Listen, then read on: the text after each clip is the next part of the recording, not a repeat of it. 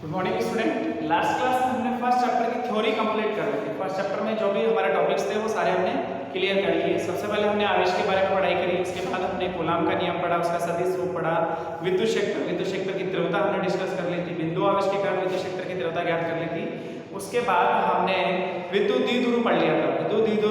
विद्युत द्विध्रुव आघूर्ण हमने पढ़ लिया, विद्युत द्विध्रुव की अक्ष पर विद्युत क्षेत्र की तीव्रता, निरक्ष पर विद्युत क्षेत्र की तीव्रता, और लास्ट टॉपिक था हमारा बलागुण। वह सब हमने डिस्कस कर लिया बहुत अच्छे से। अब हम कुछ न्यूमेरिकल्स, पहले हम कुछ न्यूमेरिकल डिस्कस कर चुके, कुछ न्यूमेरिकल्स और है बुक के, वो हम डिस्कस करते हैं। मेरे पास एक क्वेश्चन है, बुक का ही है, आंसर्ड क्वेश्चन कि दो गोले जिन पर प्लस 10 माइक्रोकूलम एवं माइनस 20 माइक्रोकूलम, मतलब एक गोले पे आपका जो आवेश है वो प्लस 10 माइक्रोकूलम और दूसरा जो गोला है उस पे माइनस 20 माइक्रोकूलम आवेश है।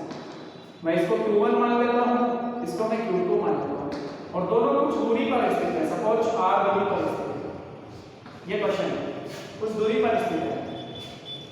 यदि इनको संपर्क में लाकर जो है उतनी दूरी पर रखते हैं, कंडीशन क्या है कि पहले ये कुछ दूरी पे स्थित है, तो इन दोनों के बल या जो परिणाम है किसी एक पर बल निकाल लो या दोनों पे बल निकाल लो, उस बल का परिमाण, और उसके बाद इन दोनों को संपर्क में लाके उतनी ही दूरी पे वापस रख दिया। उस स्थिति में बल का जो अनुपात है, उस स्थिति में बल ज्ञात करेंगे और फिर अनुपात देखेंगे कि बल का अनुपात क्या होगा।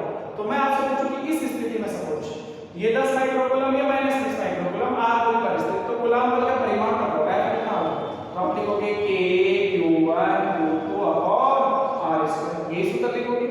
आप मान रख सकते हो F बराबर k q1 का परिमाण 10 माइक्रोकूलम, 10 गुणा 10 की घात माइनस 6, q2 का मान 20 माइक्रोकूलम, 20 गुणा 10 की घात माइनस 6 बटा r²। मान कितना आ जाएगा, 10 गुणा 20 200 हो गए, 200 गुणा 10 की घात माइनस 6, आप लिखोगे 2k गुणा 10 की घात माइनस 4 बटा r²। के ऐसे कैसे लिख दिया बाद में, क्योंकि दूसरी स्थिति में भी k आएगा। 10 गुणा 20 200, इसके दो जीरो, ये माइनस 6 और माइनस 6 कितना हो गया, माइनस का 12, माइनस का 10 आएगा। 10 की घात माइनस 6 गुणा 10 की घात माइनस 6 माइनस 12, और माइनस 12 में को हम 100 से गुणा कर लेंगे तो माइनस का 10 आएगा। इस स्थिति में ये बना। अगली स्थिति में क्या किया आपने, दोनों को कुछ देर के लिए संपर्क में लिया। अब इसमें देखो, जब संपर्क में आ गए दोनों गोले तो क्या होगा, आवेश का स्थानांतरण होगा। कब तक होगा, जब तक दोनों के विभव समान नहीं हो जाए। जब दोनों को हम संपर्क में लेंगे 10 माइक्रोकूलम प्लस का माइनस 20 माइक्रोकूलम, कुल आवेश कितना हो जाएगा, 10 माइनस 20 जोड़ कितना हो गया टोटल, माइनस का 10। और जब अलग करके उतनी दूरी पे रखेंगे तो दोनों पे आवेश कितना आ जाएगा, माइनस 10 में डिवाइड होगा माइनस 5 माइक्रोकूलम इस पे और माइनस 5 माइक्रोकूलम इस पे। ये चीज समझ में आई बेटा। देखो, जब हम चालन, इसको हम चालन बोलते हैं, संपर्क में लिया तो चालन हो गया, आवेश का स्थानांतरण हुआ, कुल आवेश कितना हो गया, माइनस 20 प्लस 10 माइनस का 10। फिर जब अलग करेंगे तो दोनों पे बराबर बराबर बढ़ जाएगा, माइनस 5 इसके और माइनस 5, और उतनी ही दूरी पे रखना है। इस स्थिति में जो बल होगा उसको मैंने लिखा F', परिमाण क्या होगा k, इसको q1 डैश मान लेंगे, इसका मान लिख लेते हैं माइनस का 5 माइक्रोकूलम 10 की घात माइनस 6, ये वाला भी 5 माइक्रोकूलम 10 की घात माइनस 6 बटा r²। F डैश कितना होगा बेटा, 25 k गुणा 10 की घात माइनस 12 बटा r²। ये समीकरण संख्या 1 मान लो, ये समीकरण संख्या 2 मान लो। अब आपको इनका अनुपात निकालना है कि F डैश बटा F या F अनुपात F डैश, बस यही पूछना है क्वेश्चन में आपसे। मैं देखो कि सपोज F डैश बटा F याद करना हो तो कितना होगा बेटा, F डैश का मान गया 25k गुणा 10 की घात माइनस 12 बटा r² इनटू, इसको उल्टा करके गुणा कर, r² बटा 2k गुणा 10 की घात माइनस 10। देखो कैसे k कट गया, r² से r² कट गया, ये 10 की घात माइनस 2 बच गया, ये 10 की घात माइनस 10 कट गया, ये 2 बचा था नीचे, 25 बटा 2 10 की घात माइनस 2 नीचे आएगा 200, 25 का 200, 1 ये 8, मतलब 1 अनुपात 8, 1 अनुपात, ये आंसर होगा। इस तरह से हम न्यूमेरिकल डिस्कस करते हैं।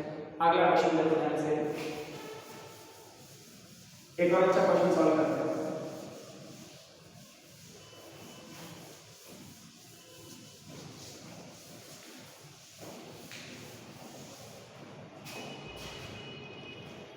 देखो, अभी हमने क्लास में विद्युत द्विध्रुव पढ़ा, आपके पास एक त्रिभुज है, समबाहु त्रिभुज, क्या है? समबाहु त्रिभुज ए बी सी।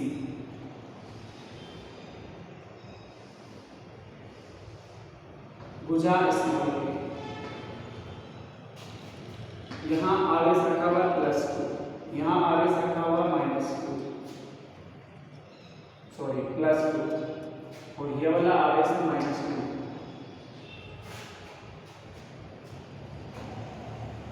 और आपसे पूछा है इस निकाय का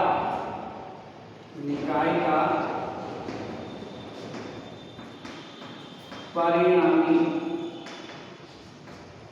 विद्युत द्विध्रुव आघूर्ण, विद्युत द्विध्रुव आघूर्ण ज्ञात करें।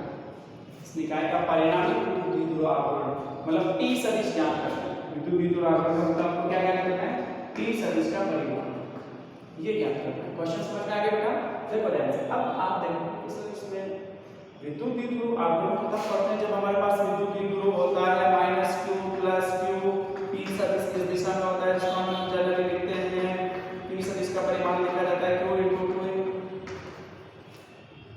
इसमें कैसे बनेगा ये प्लस का q, ये माइनस का 2 और ये प्लस का 2, क्या ये विद्युत द्विध्रुव बन सकता है? ये +2 अगर इसका ये -2 लूं तो एक विद्युत द्विध्रुव बन सकता है। ऐसे ये +2 और इसका ये -2, इससे भी एक विद्युत द्विध्रुव बन सकता है। तो एक विद्युत द्विध्रुव तो इधर बना और एक विद्युत द्विध्रुव इधर बना और फिर इन दोनों का परिणाम निकालेंगे। सपोज इसका विद्युत द्विध्रुव आघूर्ण P1 सदिश है और इधर वाले का कितना है?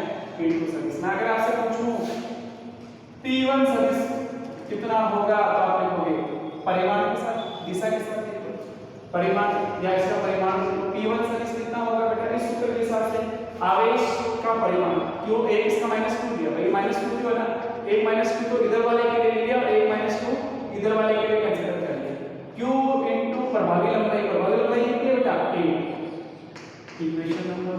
ऐसे ही P2 सदिश का परिमाण ज्ञात करना हो इधर वाले का, तो Q इनटू बीच की दूरी 8। Equation number 2। आपके पास दो वैल्यू चाहिए, कौन सा त्रिभुज है? समबाहु त्रिभुज। ये कोण कितना बनेगा बेटा? 60 डिग्री का। कितना बनेगा? और B सदिश की दिशा हमेशा -2 से +2 होती है, सही है। इन दोनों का जो परिणाम होगा वो बीच में कहीं होगा P नेट। P नेट का परिमाण बोलो बेटा। P नेट का परिमाण का सूत्र क्या हो जाएगा? √ दो सदिश बीच का कोण ज्ञात हो तो सदिश जोड़ P1 square P2 square twice P1 P2 cos theta कितना बेटा? 60 डिग्री। वैल्यू पुट कर लो, आंसर आ गया P1 स्क्वायर प्लस का whole square, Q square A square, ये QA का होल स्क्वायर प्लस ये भी QA है इसका होल स्क्वायर प्लस ट्वाइस, दोनों सेम वैल्यूज हैं, इसको क्या लिखेंगे? QA का होल स्क्वायर। cos 60 की वैल्यू sin 30 1/2 से 2 कैंसिल, QA का whole square 3 times under root लोगे तो √3 QA। यही आंसर है, यही आंसर है P नेट। ये भी आपकी बुक की प्रॉब्लम है, आंसर प्रॉब्लम। क्या अच्छे से क्लियर हो गया? कोई समस्या नहीं होनी चाहिए, कोई समस्या नहीं होनी चाहिए। चलो कुछ प्रॉब्लम्स और डिस्कस करते हैं। अपन बुक की सारी प्रॉब्लम आपको डिस्कस करनी है, कोई भी क्वेश्चन ऐसा नहीं होना चाहिए जो आपको नहीं आता हो, ठीक है ना? सारे क्वेश्चन आपको सॉल्व करने हैं। देखो अगली प्रॉब्लम आपके पास क्या है? दो बॉल है जिनका मास समान है। दो बॉल है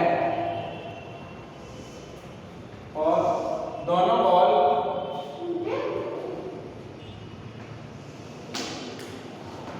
समान मास की है, समान द्रव्यमान की है,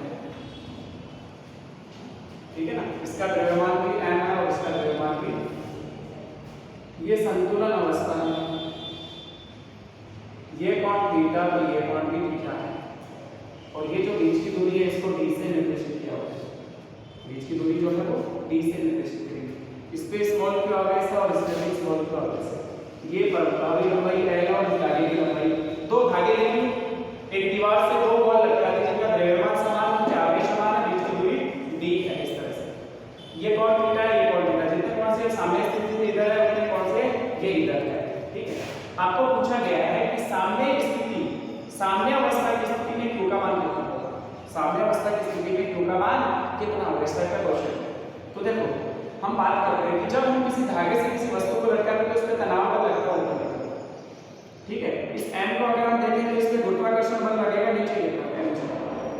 अगर मैं इस तनाव बल के घटक की बात करूं तो इसके दो घटक होंगे, तनाव बल के दो घटक, t के दो घटक, एक इस दिशा में, ये कौन थीटा ही होगा, ये थीटा है तो ये थीटा, एक अंदर की दिशा में, ये वाला जो घटक होगा वो t cos थीटा होगा, ये वाला जो घटक होगा वो t sin थीटा होगा।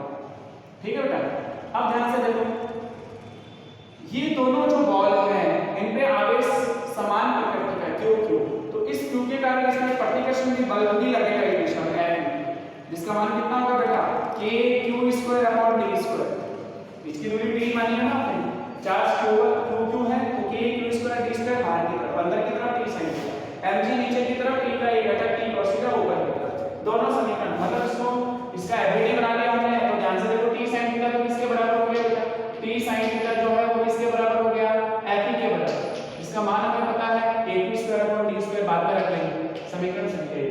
ऐसे अगर मैं t cos थीटा की बात करूं तो किसके बराबर होगी बेटा, mg के बराबर, समीकरण संख्या 2। अगर मुझे t को कैंसिल आउट करना है तो 1 में 2 का डिवाइड कर लेता हूं, 1 में 2 का डिवाइड कर लेता हूं, t sin theta upon t cos theta, इससे t कैंसिल हो गया, tan theta f upon mg, हम चाहे तो f का मान रख सकते हैं, तो tan थीटा का सूत्र आ गया बेटा आपके पास k q square upon b square into mg, समीकरण संख्या 3।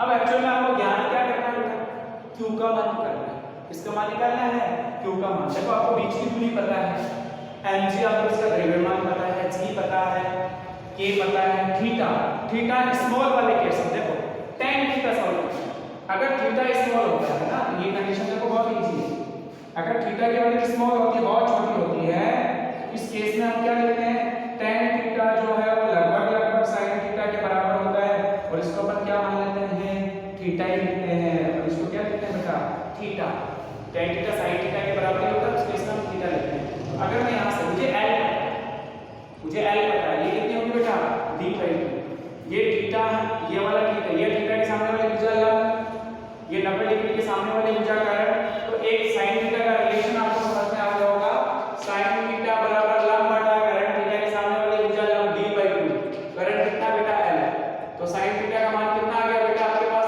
d/2 is L, equation number 4। आप tan थीटा की जगह ये वाला मान रख सकते हो, समीकरण 3 व 4 से, समीकरण 3 व 4 से, ध्यान से देखो बेटा, tan थीटा की जगह क्या लिखूंगा, sin थीटा है ये मान d/2 is L बराबर k q square upon b square mg। अब इस सूत्र से आप q का मान सॉल्व कर सकते हो, तो q का मान क्या आ जाएगा बेटा, q स्क्वायर बराबर d क्यूब mg बटा कुछ कैंसिल आउट हुआ, twice k into l, k into l square है, अंडर रूट ले लो बोथ साइड, या स्क्वायर। इसका एक क्वेश्चन इजी क्वेश्चन था, आपको समझ में आ गया होगा, बहुत आसान क्वेश्चन था, ठीक है। इस टाइप के प्रॉब्लम भी हम सॉल्व कर सकते हैं, ठीक है। और भी कोई डाउट हो आपको तो आप मुझे नेक्स्ट क्लास में या जब भी आपको टाइम मिले सॉल्व करो, तो व्हाट्सएप नंबर पे कॉल करके आप मुझसे पूछ सकते हो। Thank you.